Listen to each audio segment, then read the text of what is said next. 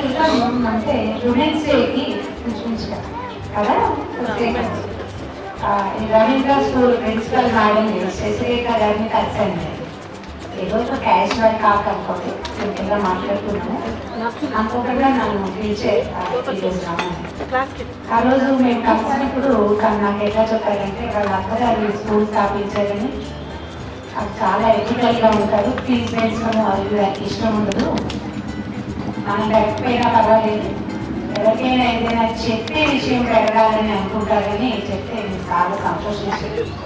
మనుషుల్లో ఇలాంటి నేచర్ చాలా తక్కువ ఉంటున్నది. ఎప్పుడు ముందు మనం పెరగాలనుకుంటాం, యాక్చువల్గా అట్లా అనుకోవాలి కూడా. మనమే ముందుకెళ్ళాలి, మనం పైకి ఎదగాలి, మనం ముందుండి మన వెనకాల ఎవరైనా ఉండాలి. కానీ ఎదిగే వాళ్ళ వెనకాల మనం ఉండాలనుకోవటం చాలా మంచి ఆలోచన. భగవంతుడు గారు కట్టాలి, సంకల్పం కలిగించాడు. ఆ సంకల్పాన్ని కట్టంగా ఇక్కడ చాలా మంది పిల్లలు చదువుకుంటున్నారు.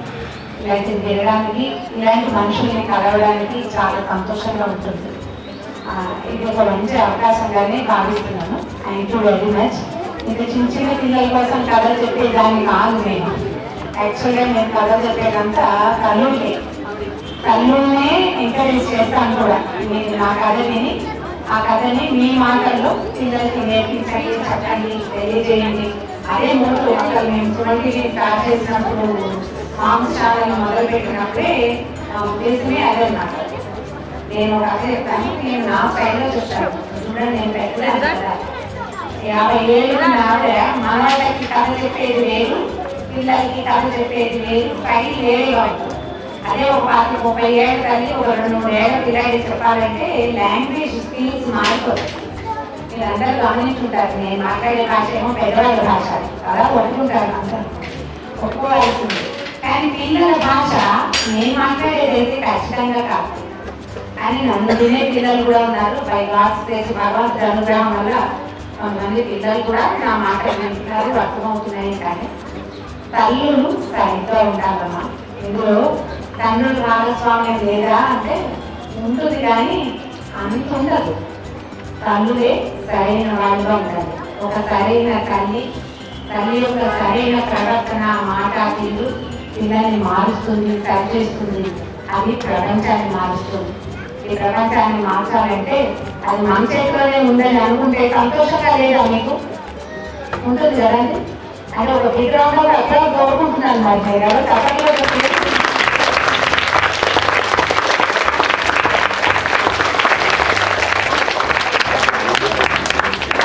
మన డ్రెస్ మనమే డిజైన్ చేసుకోగలం, మన చీరని మనమే డిజైన్ చేసుకోగలం అంటే మనకి అదే సంతోషంగా ఉంటుంది. అవునా కాదండి? ఎవరైనా మంచిగా బాగుందన్నారు, నేనే పువ్వులు కుట్టుకున్నాను, నేనే ఈ కలర్ కాంబినేషన్ చెప్పి చేయించుకున్నాను అని లోపల ఒక బ్లిస్ ఎలా హ్యాపీ కౌంట్ చేయండి, అలా పైకి వస్తుంది.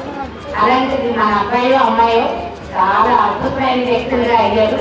దానికి కారణం మనమే, మన తెలివితేటలు, మన మాటలు, మన సమర్థత. అంటే ఎంత పెద్ద హ్యాపీ ఫౌండేషన్ వస్తుందండి దానికి, చాలా పెద్దది కదా. రేపు రాబోయే హ్యాపీ ఫౌండేషన్ కి ఇవాళే ఫౌండేషన్ మనం వేసుకుంటున్నామంటే అది ఇంకా హ్యాపీ.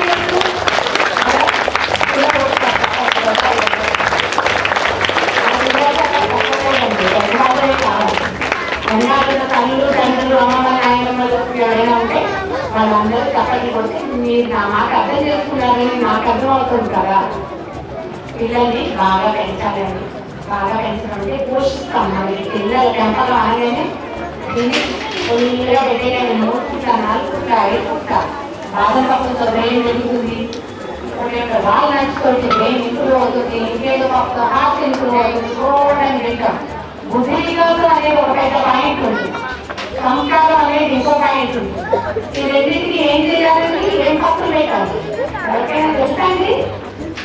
తెలుసా ఎవరికైనా? సంస్కారానికి, బుద్ధికి ఏం విత్తనాలు వేయాలి, ఏం గింజలు పెట్టాలి, ఏ పదార్థం పెడితే పిల్లలకి బుద్ధి వస్తుంది, సంస్కారం వస్తుంది. బ్రహ్మగా అటువంటి చాలా పెద్ద ప్రశ్న, ఏమంటారు యక్ష ప్రశ్న అన్నమాట. దీనికి ఆన్సర్ లేదు.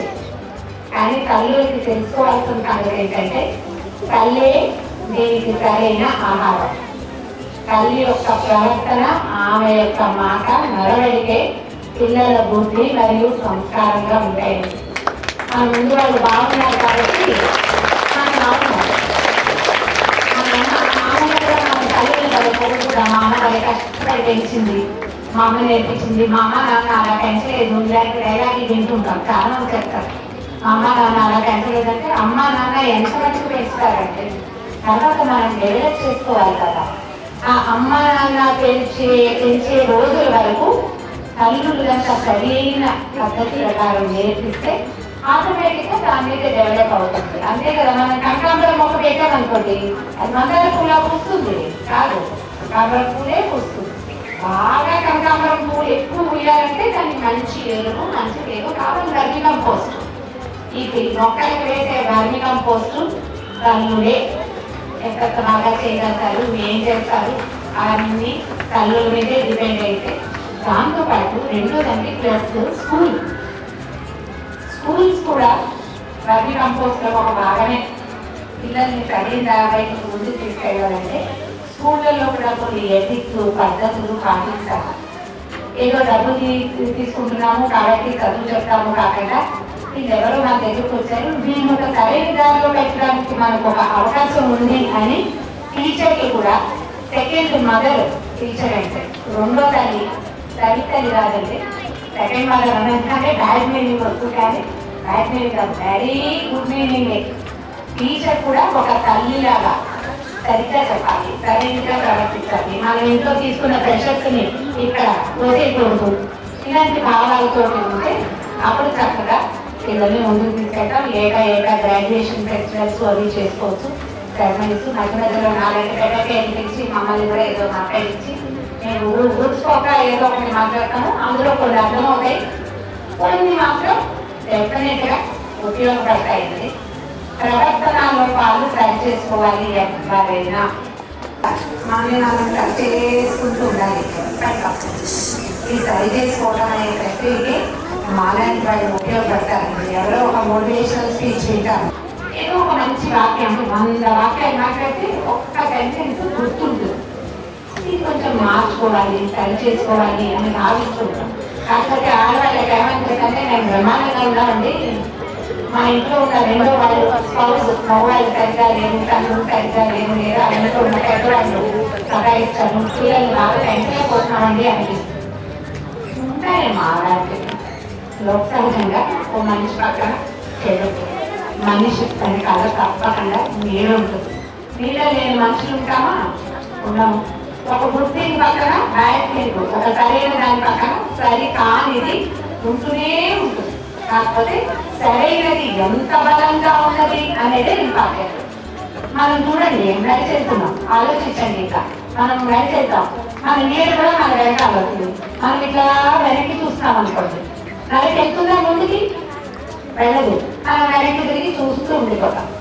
వెనక్కి తిరిగి చూడద్దు, పక్క వాళ్ళని సరి చేసే ప్రయత్నం చేయొద్దు. మన వరకు మనం స్ట్రాంగ్ గా ముందుకు నడిచేసుకోవాలి. ఆడవాళ్ళు కనుక ఇలా గట్టిగా ఉంటే బ్రహ్మాండంగా ఉంటుందండి. పిల్లల్ని బాగా పెంచగలుగుతాం, మంచి మాటలు చెప్పగలుగుతాం.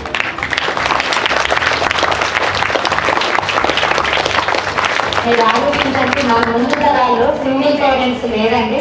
ఇప్పుడు నేను సింగిల్ మదర్ని అని చెప్పే వాళ్ళు కనపడతాను. ఆమె ఎంతమంది సింగిల్ మదర్స్ చూస్తుంటామనండి. ఆ సినిమాల్లో కథలన్నీ కూడా సింగిల్ మదర్సే. అందరి single mother, Nirmalamma single mother అలా కనపడతారు. సింగిల్ మదర్ దగ్గర పెరిగిన వాళ్ళు మా దగ్గర ఐఏఎస్ ఐపీఎస్ బోర్డు మంది ఉన్నారు.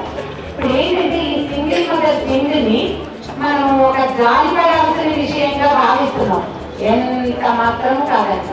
సింగిల్ మదర్స్ స్ట్రాంగ్ గా ఉంటారు, వాళ్ళ పిల్లలు మరీ స్ట్రాంగ్ గా ఉంటారు, వాళ్ళు ఇంకా ఎక్కువ మ్యాచ్యూర్డ్ గా ఉంటారు. ప్రపంచంతో పోరాడేది వాళ్ళ దగ్గర ఎక్కువ ఉంటుంది. అందరికీ పోరాడే ప్రయత్నం ఉంటుంది, మనం పోరాడుతూనే పుడతాం. వీళ్ళకి పోరాడే ప్రయత్నం ఎక్కువ ఉంటుంది. ఇలా స్ట్రాంగ్ అండ్ ఫీల్ అవుతారు.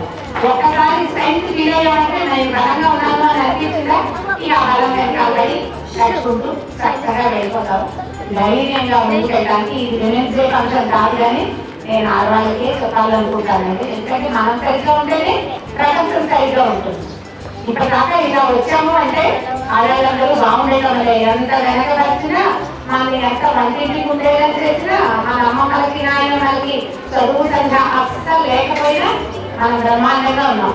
ఎందుకంటే మన దేశాన్ని స్వతంత్రం సాధించిన వాళ్ళందరి తల్లులు వెనకబడిన తల్లులే. అమ్మాయికి పుట్టిన వాళ్ళే మదన్ మోహన్ మాలవ్య నెహ్రూ గారు వీళ్ళందరూ కూడా సాధారణమైన చదువులు ఏదో కాస్త వచ్చి వాళ్ళ అమ్మాయి వాళ్ళందరూ సాధించేస్తుంది.